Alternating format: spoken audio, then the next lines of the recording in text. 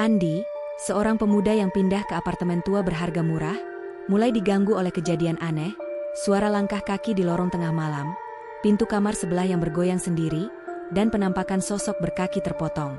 Ia bertemu dengan Maya, tetangga misterius berkulit pucat dan berkuku kotor, yang ternyata adalah arwah korban ritual keluarga. Pak Joko, penjaga apartemen, mengungkap rahasia kelam tentang kamar 404, tempat seorang kakak bunuh diri setelah adiknya dikubur hidup-hidup di dinding. Saat teror memuncak, Andi menyadari ia dipilih sebagai korban karena kemiripannya dengan sang ayah, pelaku ritual. Cerita berakhir dengan hilangnya Andi, suara bisikan dari dalam dinding, dan tetesan darah yang tak pernah berhenti, meninggalkan misteri mengerikan. Apakah apartemen itu masih mencari penghuni baru?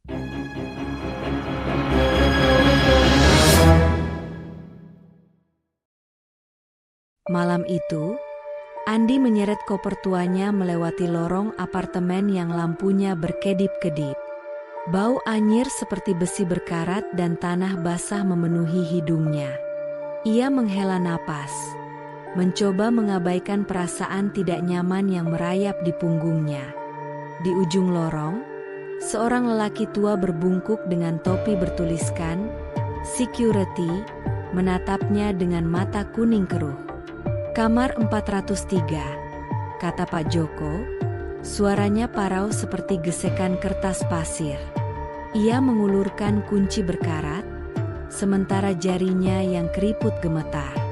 Andi mengangguk, tapi matanya tertarik ke pintu sebelahnya, kamar 404. Ada goresan panjang di permukaan kayunya, seperti cakaran. "Jangan buka yang itu," bisik Pak Joko tiba-tiba. Sebelum Andi sempat bertanya, suara gesekan halus terdengar dari balik pintu 404. "Kaseseste, kaseseste." Seolah ada yang menggaruk dari dalam. 3 hari berlalu, tapi Andi tidak pernah sekalipun melihat penghuni lain, kecuali seorang perempuan aneh. Malam itu, saat ia mengambil sampah, ia melihatnya. Perempuan itu memakai sweater besar, rambut hitam lurusnya menutupi separuh wajah. Ia sedang membuang kantung hitam ke tempat sampah. "Selamat malam," sapa Andi. Perempuan itu menoleh cepat. Matanya terlalu hitam, seperti tanpa pupil. Kukunya kotor, seolah baru menggali kuburan. "Maya," katanya singkat sebelum berbalik dan menghilang di ujung lorong. Saat Andi melihat ke tempat sampah, kantung yang dibuang Maya ternyata robek. Dari dalamnya, terlihat tanah basah dan sehelai rambut panjang yang masih menempel di kulit kepala. Pukul 3 pagi, Andi terbangun oleh suara langkah kaki di lorong. Tap, tap, tap. Ia mengintip dari lubang pintu. Tidak ada siapa-siapa. Tapi suara itu berhenti tepat di depan kamarnya. Lalu, gagang pintu bergoyang sendiri. Klik, klik. Dari celah bawah pintu, Andi melihat sesuatu. Bukan sepatu, tapi ujung kaki yang terpotong, meneteskan darah hitam. "Kamu cuma stres, bro," kata Bayu, temannya yang berbadan besar dengan tato ular di lengan. Ia tertawa sambil memasang GoPro di sudut kamar. "Aku bakal buktiin ini cuma halusinasi." Malam itu, Bayu tidur di sofa. Andi terbangun oleh teriakan. Layar GoPro penuh noise. Tapi di antara statik, terlihat Bayu sedang diangkat ke atas oleh sesuatu yang tak terlihat. Lehernya mencekik sendiri, matanya melotot. Lalu, kamera mati. Keesokan paginya, Bayu hilang. Hanya bau anyir dan noda hitam di langit-langit yang tersisa. Kamar 404, dulu ada yang gantung diri, bisik Pak Joko di ruang penyimpanan yang pengap. Matanya terus memandang ke langit-langit. Tapi mayatnya tidak ditemukan tergantung. Kaki-kakinya terputus, seolah ada yang menariknya ke atas. Tiba-tiba, semua kunci di ikat pinggangnya berdentang keras. Pak Joko Puka. Dia tidak suka dibicarakan.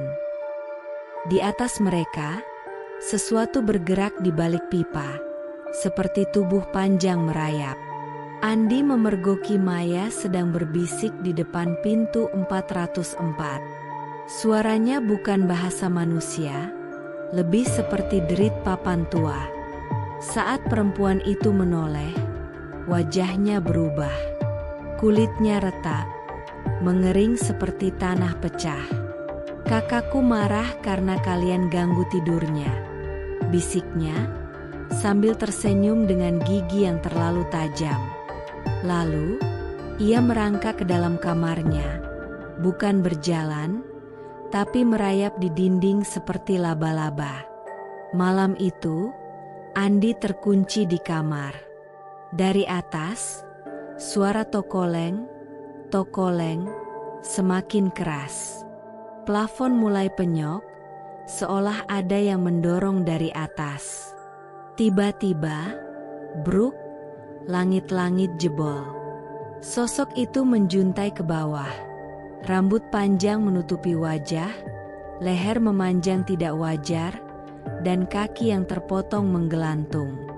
Mulutnya terbuka lebar, mengeluarkan suara yang bukan dari dunia ini. Catatan di lantai bawah kamar 404 mengungkap segalanya. Mereka tidak tahu, kami mengubur Maya hidup-hidup di dinding karena kerasukan. Tapi Diabanki dan Sekarang dia la part. Ternyata, Maya adalah korban ritual keluarga mereka. Dan arwah di kamar 404 adalah kakaknya, yang bunuh diri setelah tahu perbuatan mereka. Andi menemukan ritual kuno di buku Pak Joko. Dengan tangan gemetar, ia menyalakan lilin dan mulai membacakan mantra. Tapi Maya sudah ada di belakangnya, mulutnya terkoyak sampai ke telinga. "Kamu tidak boleh pergi," desisnya. Langi rintu. Sosok leher panjang itu menjatuhkan diri, membungkus Andi dengan dingin yang membeku. Polisi menemukan apartemen kosong. Catatan terakhir Andi di ponselnya, "Dia memilihku karena aku mirip ayahnya, penjaga yang mengubur Maya." Di sudut kamar 404, ada lubang baru di dinding. Bau tanah basah menyengat. Dan jika kamu mendekat, kamu bisa mendengar bisikan dari dalam tembok. "Aku tidak sendiri lagi." Di langit-langit, tetesan darah hitam masih jatuh perlahan.